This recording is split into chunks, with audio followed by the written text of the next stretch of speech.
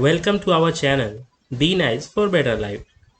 आज के वीडियो में हम देखने वाले हैं साइंस के 50 इंपॉर्टेंट क्वेश्चंस जो कि हमारे 1000 साइंस सीरीज का पार्ट 9 है। इसमें आपको साइंस के बहुत ही अच्छे और जो प्रश्न बार बार आते हैं उनको शामिल किया गया है। तो देर न करते हुए हम सीधे प्रश्न संख्या 1 को देखते हैं। और हाँ दोस्तों, आपने अभी तक चैनल को सब्सक्राइब नहीं किया है तो प्लीज़ तुरंत सब्सक्राइब कर लें। तो चलिए देखते हैं आज का हमारा पहला प्रश्न जो कि कहता है, रक्त में पाई जाने वाली धातु कौन होती है? रक्त में जो पाई जाने वाली धातु है उसका नाम है लोहा। इस प्रश्न का उत्तर होगा लोहा। अगला प्रश्न है, किण्वन का उदाहरण है। किण्वन का उदाहरण पूछ रहा है तो इसमें होगा दूध का खट्टा होना, खाने की ब्रेड का बनना और गीले आटे का खट्टा होना। ये सब किण्वन के एक एग्जाम्पल है, उदाहरण है। अगला प्रश्न है, कौन सा आहार मानव शरीर में नए ऊतकों की वृद्धि के लिए पोषक तत्व प्रदान करता है?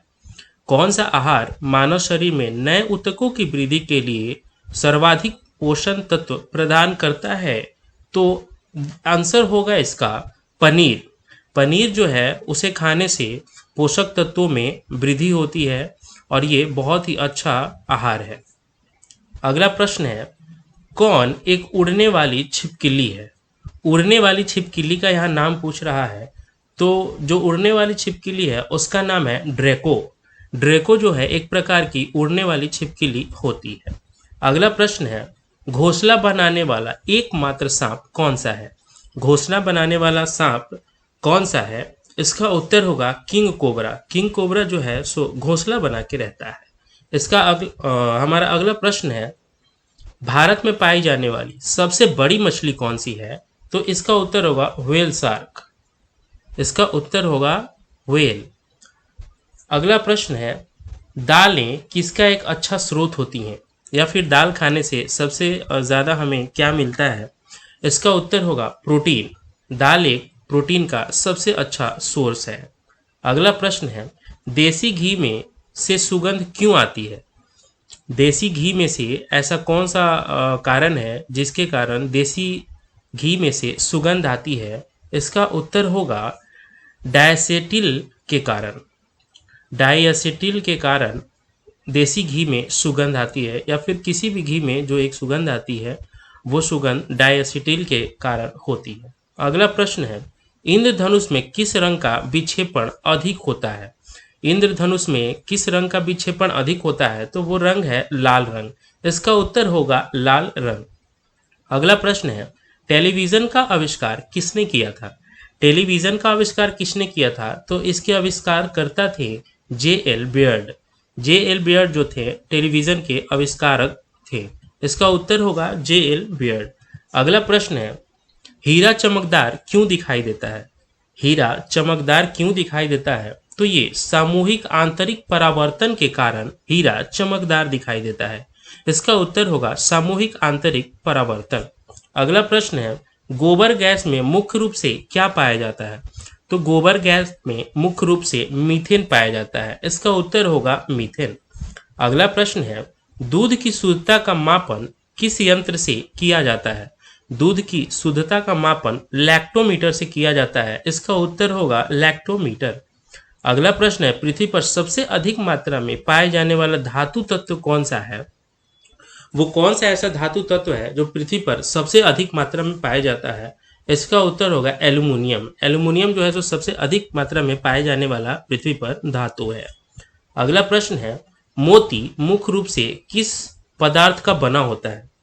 मोती जो होता है वो किस पदार्थ का बना होता है? तो वो कैल्शियम कार्बोनेट का बना होता है। इसका उत्तर होगा कैल्शियम कार्बोनेट। अगला प्रश्न है, मानव शरीर में सबसे अधिक मात्रा में कौन सा तत्व पाया जाता है? मानव के शरीर में सबसे अधिक मात्रा में ऑक्सीजन पाया जाता है। इसका उत्तर होगा ऑक्सीजन। अगला प्रश्न है, किस प्रकार के ऊतक शरीर के सुरक्षा कवच का कार्य करते हैं? किस प्रकार के ऊतक शरीर की सुरक्षा कवच का कार्य करते हैं? इसका उत्तर होगा एपिथीलियम ऊतक। एपिथीलियम ऊतक जो है सो शरीर की सुरक्षा कवच का कार्य करते हैं। अगला प्रश्न है, मनुष्य ने सर्वप्रथम किस जंतु को अपना पालतू बनाया था? मनुष्य ने सर्वप्रथम किस जंतु को अपना पालतू बनाया था? उत्तर होगा कुत्ता। अगला प्रश्न है, किस वैज्ञानिक ने सर्वप्रथम बर्फ के दो टुकड़ों को आपस में घिसकर पिघला दिया था? किस वैज्ञानिक ने सर्वप्रथम बर्फ के दो टुकड़ों को आपस में घिसकर पिघला दिया था? इसका उत्तर होगा डेवी। डेवी जो थे एक वैज्ञानिक थे जिन्होंने ये कार्य किया था, बर्फ के दो टुकड़ों को रगड़ करके घिस करके पिघला दिया था। अगला प्रश्न है, सबसे अधिक तीव्रता की ध्वनि कौन उत्पन्न करता है? जानवरों में सबसे अधिक तीव्रता की ध्वनि या मानव में भी सबसे अधिक तीव्रता की ध्वनि जो है बाघ उत्पन्न करता है। इसका उत्तर होगा बाघ। अगला प्रश्न है, सूर्य ग्रहण के समय सूर्य का कौन सा भाग दिखाई देता है? सूर्य ग्रहण के समय सूर्य का कौन सा भाग दिखाई देता है? तो किरीट। किरीट भाग जो है वो सूर्य ग्रहण के समय दिखाई देता है। अगला प्रश्न है, सूर्य की किरण में कितने रंग होते हैं? सूर्य की किरण में कितने रंग होते हैं? तो इसका उत्तर होगा 7 रंग होते हैं। सूर्य की किरणें 7 रंग की होती हैं। अगला प्रश्न है, टाइपराइटर जिसे हम टंकन मशीन के भी जानते हैं, तो इसके आविष्कारक कौन थे? टाइपराइटर के आविष्कारक थे क्रिस्टोफर सोल्स। क्रिस्टोफर सोल्स जो है टाइपराइटर के आविष्कारक या आविष्कारकर्ता थे। अगला प्रश्न है, सिरका को लैटिन भाषा में क्या कहा जाता है? सिरका को लैटिन भाषा में एसिटम कहा जाता है। इसका उत्तर होगा एसिटम। अगला प्रश्न है, कपड़ों से जंग के धब्बे हटाने के लिए क्या प्रयोग में लाया जाता है? कपड़ों से जंग को हटाने के लिए ऑक्जेलिक एसिड का, ऑक्जेलिक अम्ल का प्रयोग किया जाता है। अगला प्रश्न है, गन्ने में लाल सड़न रोग किसके कारण उत्पन्न होता है? गन्ने में लाल सड़न रोग उत्पन्न होता है वो किसके कारण? तो वो कवकों के द्वारा उत्पन्न होता है। वो कवकों के द्वारा उत्पन्न होने वाला रोग है। अगला प्रश्न है, आम का वनस्पतिक नाम क्या है? आम का, मैंगो का वनस्पतिक या साइंटिफिक नेम, इसका उत्तर होगा मेगीफेरा इंडिका। मेगीफेरा इंडिका। अगला प्रश्न है, कॉफी पाउडर के साथ मिलाया जाने वाला त्रिकोरी चूर्ण प्राप्त होता है? कॉफी पाउडर के साथ मिलाया जाने वाला त्रिकोरी चूर्ण प्राप्त होता है, उत्तर होगा जड़ों से। इसका उत्तर होगा जड़ों से। अगला प्रश्न है, विटामिन सी का सबसे अच्छा स्रोत क्या है? इसका उत्तर होगा आंवला जो है सो विटामिन सी का सबसे अच्छा स्रोत होता है। अगला प्रश्न है, किसके द्वारा अनुवांशिकता के वैज्ञानिक को अनुवांशिकी कहा गया है? किसके द्वारा आनुवंशिकता के वैज्ञानिकों को अनुवांशिकी कहा गया है? तो इसका उत्तर होगा वाटसन। इस प्रश्न का उत्तर होगा वाटसन। अगला प्रश्न है, सौर ऊर्जा को किससे प्राप्त होती है? सौर ऊर्जा किससे प्राप्त होती है? तो ये सीधे सीधे सूर्य से प्राप्त होने वाली ऊर्जा है सौर ऊर्जा। अगला प्रश्न है, धूल प्रदूषण रोकने के लिए सबसे उपयुक्त वृक्ष कौन सा माना जाता है? धूल प्रदूषण को रोकने के लिए जो सबसे उपयुक्त वृक्ष है वो है नीम का वृक्ष। इसका उत्तर होगा नीम। अगला प्रश्न है, ऊष्मा का सबसे अच्छा सुचालक कौन होता है? कौन सा ऐसा धातु है जो ऊष्मा का सबसे अच्छा सुचालक होता है? तो वो है चांदी। चांदी जो है सो ऊष्मा का सबसे अच्छा सुचालक माना जाता है। अगला प्रश्न है, किस धातु का प्रयोग मानव द्वारा सबसे पहले किया गया था? तो तांबा का उपयोग मानव द्वारा सबसे पहले किया गया था। अगला प्रश्न है, किसके द्वारा सबसे अधिक ध्वनि प्रदूषित होता है?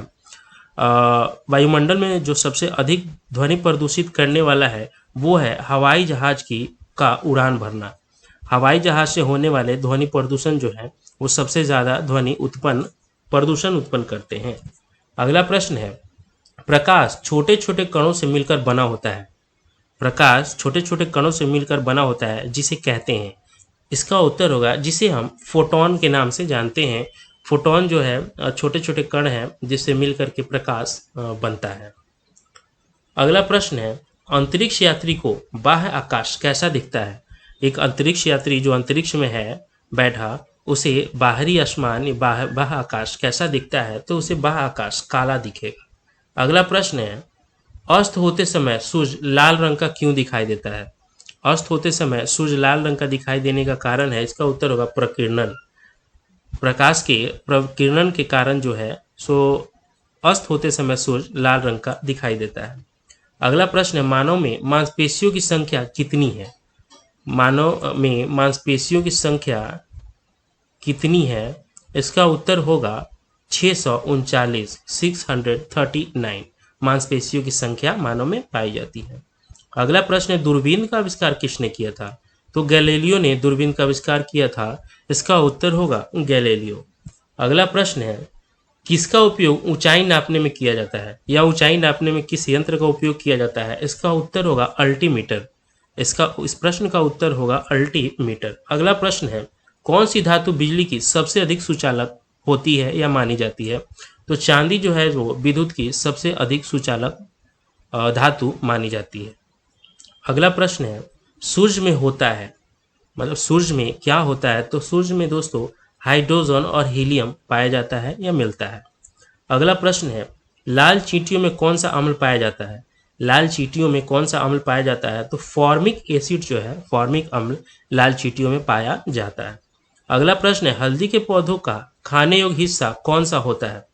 हल्दी के पौधों का खाने योग्य जो हिस्सा होता है, जो हम खाते हैं, वो प्रकंद होता है। इसका उत्तर होगा प्रकंद। अगला प्रश्न है, दो कक्षीय हृदय वाला कशेरुकी कौन होता है? दो कक्षीय जिनका हार्ट जो है सो दो कक्ष का होता है, वो कशेरुकी कौन होता है? तो मछलियां होती हैं। इसका उत्तर होगा मछली। अगला प्रश्न है, सबसे छोटा उड़ने वाला पक्षी, सबसे छोटा उड़ने वाला पक्षी, इसका उत्तर होगा कीवी। अगला प्रश्न है, क्षोभ मंडल शब्द किस वैज्ञानिक ने सबसे पहले प्रयोग किया था? क्षोभ मंडल शब्द किस वैज्ञानिक ने सबसे पहले प्रयोग किया था? उस वैज्ञानिक का नाम है तीसरा द बोर। तीसरा द बोर एक वैज्ञानिक थे जिन्होंने क्षोभ मंडल शब्द का प्रयोग सबसे पहले किया था। अगला प्रश्न है, पृथ्वी से वापस होने वाले सौर विकिरण को क्या कहते हैं? पृथ्वी से वापस होने वाले सौर विकिरण को पार्थिव विकिरण कहते हैं। इसका उत्तर होगा पार्थिव विकिरण। हमारा अगला प्रश्न है, सूर्य ताप पृथ्वी पर किस प्रकार की तरंगों के रूप में पहुंचता है? सूर्य ताप जो है पृथ्वी पर किस प्रकार की तरंगों के रूप में पहुंचता है? तो ये लघु तरंग के रूप में पहुंचता है। इसका उत्तर होगा लघु तरंग। हमारा आज का आखिरी प्रश्न है, जब ध्वनि तरंग चलती है तो वे अपने साथ ले जाती हैं। जब ध्वनि पर तरंगे चलती हैं तो वे अपने साथ ऊर्जा को ले जाती हैं, या उससे ऊर्जा साथ साथ चलती है, या ऊर्जा का निर्माण होता है। ध्वनि तरंग में भी ऊर्जा का निर्माण होता है। तो दोस्तों, ये था आज का हमारा 51 प्रश्नों का सीरीज, और आगे भी हम ऐसे ऐसे प्रश्न जो है बहुत इंपॉर्टेंट है वो लेकर के आएंगे। आप वीडियो को अंत तक देखना ना भूलें। वीडियो को देखने के लिए बहुत बहुत धन्यवाद। Thank you so much.